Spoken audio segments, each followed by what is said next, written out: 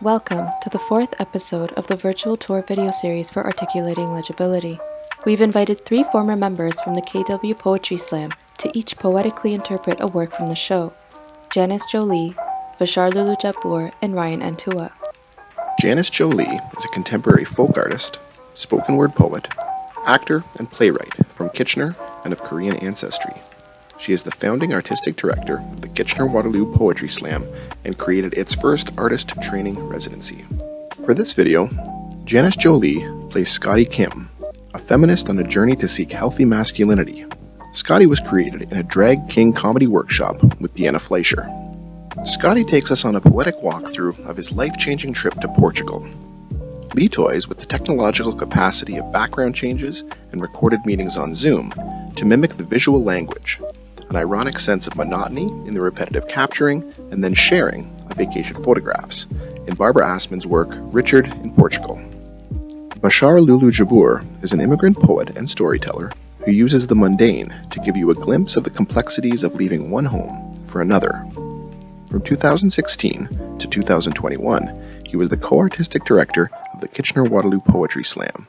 He is currently the lead poetry editor at Textile magazine.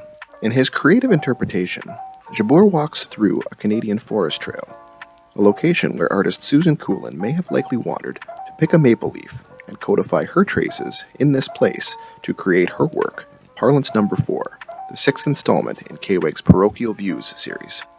Ryan Antooa is a creative director, artist, and writer living in the Kitchener-Waterloo area, focused on design and ideation for impact-driven initiatives at scale.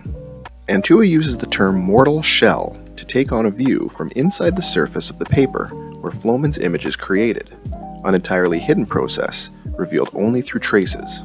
Antooa's poetic interpretation of Michael Flomen's work, entitled Edge, takes on the meaning of boundaries, limits, outlines, and definition, pointed not to a linear understanding of time, space, and existence, but to a cyclical one, as implied by the first and last word, Bismillah.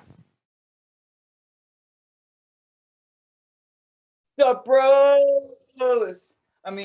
Hello, everybody. It's your boy Scotty here. I've been asked to do a poetic exhibit presentation alongside my photo exhibit of my life-changing trip to Portugal. So here it is, and I hope you love it.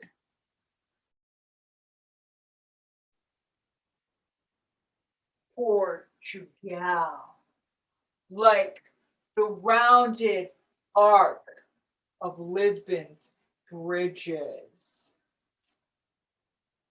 I crossed over and felt the stability of your structures. The sheen of your cobblestones were reflected in the tears I held and the brims of my eyelids, wet with wonder and my sprained ankle. The cleavage of your profile, high and holy, blinded me, and I had to blink. Blink. I felt myself think along the threshold of your waves coming.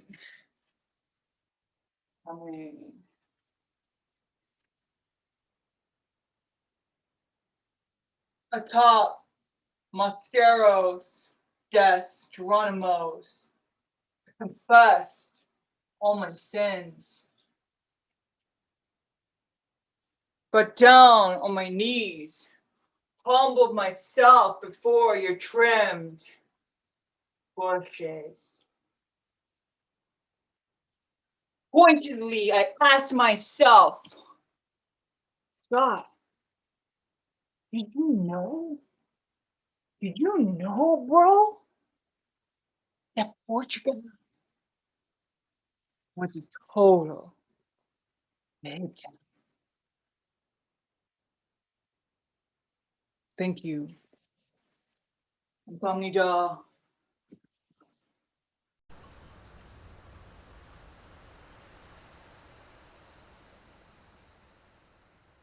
No matter the recipe, you can't have authentic hummus. Even if you add that bit of yogurt that I always tell my friends to do. Adding yogurt does not make your hummus authentic, it just makes it taste better.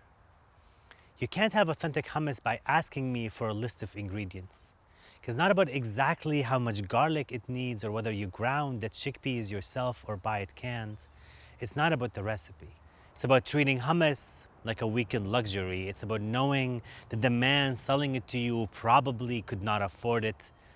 It's about the first time my parents trusted me with 25 lira and asked me to buy some hummus for breakfast, and I tried really hard to be confident walking into the shop. Settled in the line casually amongst older men, and when it was my turn to order, I tried to speak up. نص كيلو حمص من بعد إذنك, but the words barely stumbled out of me. It's about the times I begged for shawarma sandwich, but parents would not budge, simply too expensive for us. It's about the avalanche of memories something as small as hummus can bring. It's about the uneasy feeling I get when you bring hummus to a potluck and then ask me, is this close to the real thing? You can have authentic hummus as much as I can have an authentic street hockey game as a child. I'm 33 years old. You can have authentic hummus as much as I can go around on Halloween and knock on doors like I'm 4 feet tall. I'm 5'7". And I can't, because I did not grow up here. And when I packed all of my life into a suitcase that was bursting at the seams and settled in Canada, I brought my recipes with me. I brought who I am. I brought my roots with me. And for a decade, I nurtured them.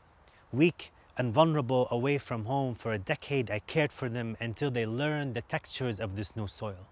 Until my tongue mastered the curves of another language, until I started writing poetry in English, until my body learned to love sweater weather, until I started to feel my roots prosper once again. But I still have trouble telling you, I had an authentic Canadian breakfast today. And while that teaspoon of yogurt will make your hummus taste ever so close to the hummus they make in Damascus, and while your guests will give you nods and yums, you really are not having authentic hummus. But please do, have hummus as often as you like. Add roasted red peppers, add it to your authentic Greek gyros, use it as a dip or a sauce or whatever. But until you lose everything you know about the world around you, until you lose most of who you are, to inch closer to fitting in. Until then, don't come and tell me you've had authentic hummus.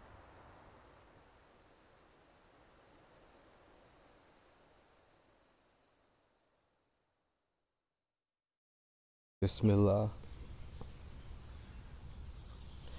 Lately, I've been wondering to myself, what happens once I find the edge that I seek?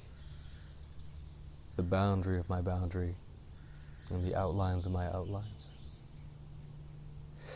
Is it the very same day that I find it where my mortal shell collapses in and onto the outlines of itself?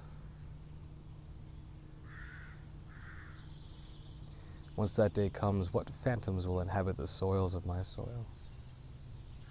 In this journey for the edge that I seek, the boundary of my boundaries, is it simply me punching a ticket to my existence, validating everything within it? And the day that I find this edge of mine, do I finally get to remove this armor fashioned of charisma and wit, meant to remind everyone that this suit is empty in the first place? This edge that I seek, is it more of a ravine than a cliff? And do I finally find that my deepest rivers take the longest to carve and never truly stop in this journey that we live in? These rivers, much like the rivers that run up and down my lungs, bringing God to the surface with every breath I take. Alhamdulillah. Or rather, borrow at this point. This edge, this boundary, this outline of mine, do I find it in the eye of a storm, where I always reside? Often afraid not. Or am I ravaged under pressure and time and expectations in this journey of the edge I seek, split from both ends, afraid not? In this reverie museum of my memories, do I find a mausoleum filled with glass cases of my expectations on display for everyone to see that this journey isn't about what you seek? This edge of mine.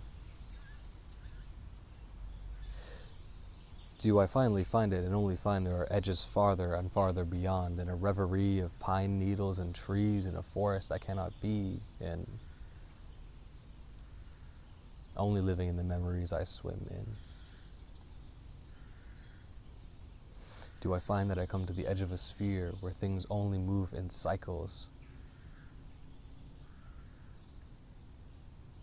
These condensating conversations I have with these pains of existence, self-esteem fogging the windows of pains within us.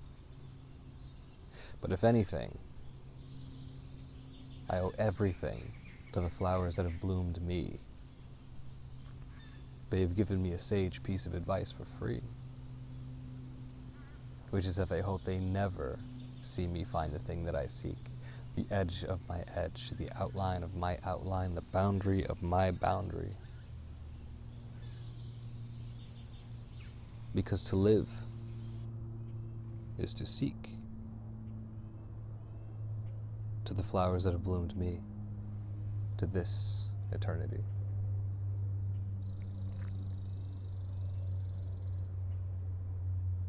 Bismillah.